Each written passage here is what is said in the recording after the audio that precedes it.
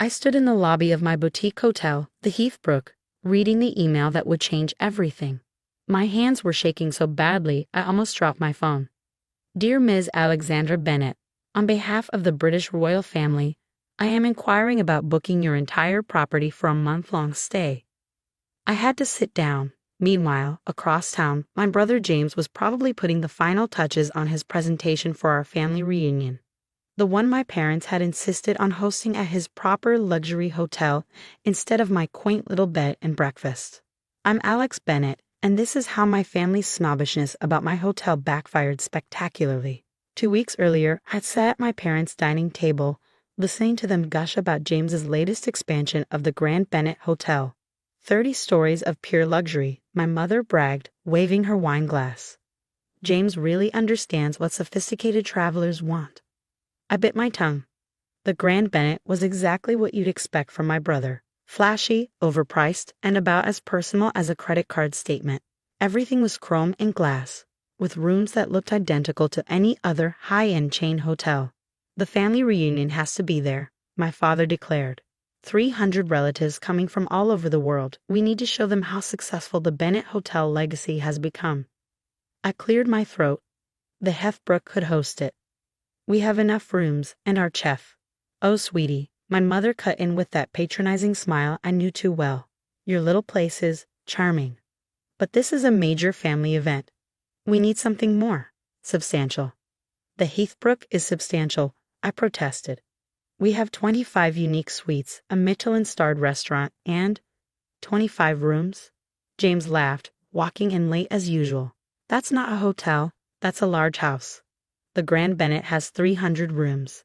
That's what a real hotel looks like. I gripped my water glass tighter. What they didn't know, what none of them had bothered to find out, was that my little place had just been named one of the top 10 boutique hotels in England by Travel and Leisure. The Heathbrook wasn't just a hotel.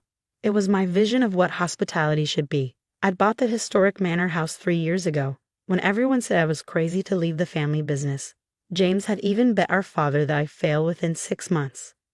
Instead, I transformed the 200-year-old estate into something unique. Each suite was individually designed, blending historic charm with modern luxury. Our restaurant didn't just serve food, it created experiences. Our gardens weren't just decorative. They supplied our kitchen with fresh ingredients. But to my family, success only counted if it came with a corporate logo and a massive scale. We've already decided, my father said firmly. The reunion will be at the Grand Bennet. James has arranged everything. I stood up, tired of the conversation. Fine, let me know what days to block off. Actually, James smirked. Maybe you should keep your rooms available. You know, for the relatives who can't afford our rates. I walked out without responding. They'd never understood why I'd struck out on my own instead of joining the family business. To them, hospitality was about numbers, room counts, occupancy rates, profit margins. To me, it was about creating something special. Back at the Heathbrook, I threw myself into work. We were preparing for our busiest season, and I had a new chef to train, gardens to oversee, and 1,000 details that needed my attention. That's when the first hint of something interesting arrived. Ms. Bennet. My front desk manager, Sophie, called me over one morning. There's a gentleman here asking very specific questions about our security capabilities and private entrance options. He says he's doing a preliminary site survey. I looked up to see a perfectly groomed man in an impeccable suit studying our lobby with intense focus. Good morning. I approached him. I'm Alexandra Bennet, the owner. How can I help you? He turned, assessing me with practiced efficiency. Richard Morton, Royal Protection Group. We're evaluating potential properties for an upcoming extended stay. Your hotel has been recommended. My heart skipped a beat. The Royal Protection Group handled security for the British royal family. Of course, I said calmly, though my pulse was racing. Would you like a tour? The next 2 hours were surreal. Mr. Morton examined everything: security systems, kitchen facilities, staff quarters, emergency protocols. He seemed particularly impressed by our private gardens and the separate entrance that had once been the manor's carriage house. Very promising, he murmured, making notes. The size is actually perfect, large enough to accommodate the entire party, small enough to secure effectively, and the privacy. He glanced around the walled gardens. Excellent. He left with a stack of documentation about our facilities. I tried not to get my hopes up, but 2 days later, another team arrived. This time they inspected every room, tested all our communication systems, and interviewed my key staff members. Then came the email. I read it 3 times to be sure.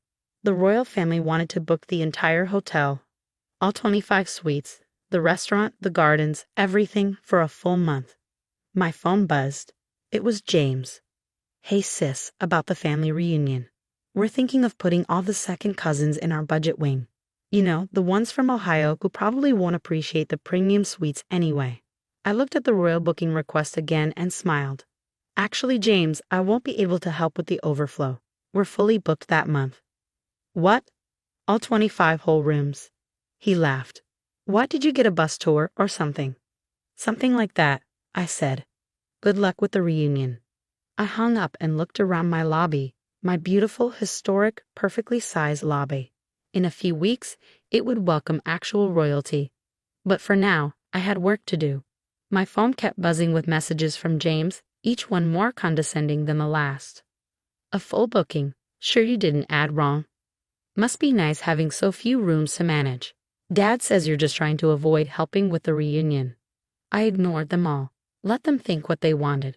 Sometimes the best revenge is simply waiting for the perfect moment to reveal the truth. And that moment was coming sooner than they knew. The news broke on a Tuesday morning. British royal family chooses historic Heathbrook Hotel for extended summer stay. The headlines read. My phone exploded with notifications. Journalists requesting comments, industry colleagues offering congratulations, and of course, my family's messages. The first call came from James, his voice tight with disbelief. Is this some kind of joke? No joke, I replied calmly, watching my staff prepare for our final security inspection. The royal family will be occupying the Heathbrook for the entire month of July. But that's when the family reunion is scheduled. Oh dear, I said, not even trying to hide my satisfaction. How unfortunate. My parents arrived at the Heathbrook 20 minutes later, still dressed for their regular Tuesday tennis match. They stood in my lobby, looking around as if seeing it for the first time. Alexandra, my father said, using my full name like he always did when trying to exert authority. Why didn't you tell us about this? Like you told me about choosing James's hotel for the reunion, I countered. Besides, I was under a strict confidentiality agreement. My mother ran her finger along the pristine mahogany table, finding not a speck of dust. But surely they looked at the Grand Bennett too. James's hotel is so much more modern. Actually, I smiled. They specifically wanted the Heathbrook. Something about appreciating historic properties with character and discretion. James burst through the door, waving his phone. This is ridiculous. I've already arranged everything for the reunion. 300 rooms blocked off, special menus planned. And now you have 300 empty rooms, I finished. Maybe you can fill them with some bus tours. He flushed red at hearing his own words thrown back at him. You did this on purpose. Did what? Run my little place so well that it attracted the most prestigious clients in the country. Yes, I did do that on purpose. But what about the family reunion? My mother pressed. We can't cancel it now. I sat down at my antique reception desk, enjoying this moment perhaps more than I should have. Well, you have 2 options. You can either reschedule, or, I paused for effect, you can hold it at the Grand Bennett, knowing that while all our relatives are there, I'll be here, hosting the royal family. The silence that followed was delicious. Richard Morton chose that moment to arrive with his final security team. He nodded at me professionally. Miss Bennett, we're ready for the last walkthrough. Oh, and Her Royal Highness wanted me to personally commend you on your discretion regarding the booking. She was most impressed that nothing leaked to the press until the official announcement. My family stood there, open-mouthed, as I walked away with the royal security team. Through the lobby's security cameras, I watched their expressions change from shock to dawning realization. The next few weeks were a whirlwind of preparation, while James struggled to explain to our relatives why they needed to reschedule the reunion. I oversaw every detail of the royal visit preparations. My staff, always professional, rose to new heights of excellence. Then came the day of arrival. I stood with my team as the royal motorcade pulled up to our private entrance. The next hours were a blur of perfect service and flawless execution. Every detail we prepared, every special touch we planned, went off without a hitch. That evening, I received a personal note of thanks from Her Royal Highness, praising the hotel's charm, service, and attention to detail. I took a photo of the note and sent it to our family group chat, which had been suspiciously quiet lately. The responses came quickly. Mom, darling, we may have underestimated your vision. Dad, very impressive, Alexandra. James, whatever. It's just one booking. But it wasn't just one booking. The royal stay put the Heathbrook on the global luxury map. Suddenly, my 25 rooms were the most sought-after accommodations in England. Our waiting list stretched months into the future. James's hotel, meanwhile, struggled with the aftermath of the cancelled reunion. Several relatives had refused to rebook, asking instead to be put on the Heathbrook's waiting list. 1 month later, I sat in my office, reviewing the latest press coverage. Forbes had just named the Heathbrook the top boutique hotel in Europe. Travel and Leisure was running a feature on our farm-to-table restaurant, and Condé Nast Traveler had dubbed us the crown jewel of British hospitality. My phone buzzed. James again. Listen, he started, his voice unusually humble. I've been thinking. The Grand Bennett's occupancy rates are down, and our reviews. Well, maybe we could discuss some sort of collaboration. Your expertise with our resources. I looked out my window at the perfectly maintained gardens where the royal family had taken their afternoon tea just weeks ago. Sorry, James, I replied. The Heathbrook isn't interested in collaborations right now. We're quite busy with our waiting list. But I hear there are some lovely bus tours looking for accommodations. After hanging up, I walked through my hotel, my successful, prestigious 25-room hotel. Every suite was full, every guest was happy, and every staff member knew they were part of something special. My parents had finally stopped suggesting I join the family business. James had stopped making jokes about my little place. And our relatives? They'd rescheduled the reunion at the Heathbrook. Unfortunately, we were fully booked through the next 2 years. Sometimes success isn't about size or flash. Sometimes it's about creating something genuine and unique, something that even royalty can appreciate. And sometimes, the best revenge is simply letting your excellence speak for itself. That evening, as I checked in a famous film director who'd waited 3 months for a reservation, I received one final text from James. Okay, I admit it. You won. I smiled, thinking of the royal family's confirmed booking for next summer, the waiting list of celebrities and dignitaries, and the growing empire I built with just 25 perfect rooms. No, James, I typed back.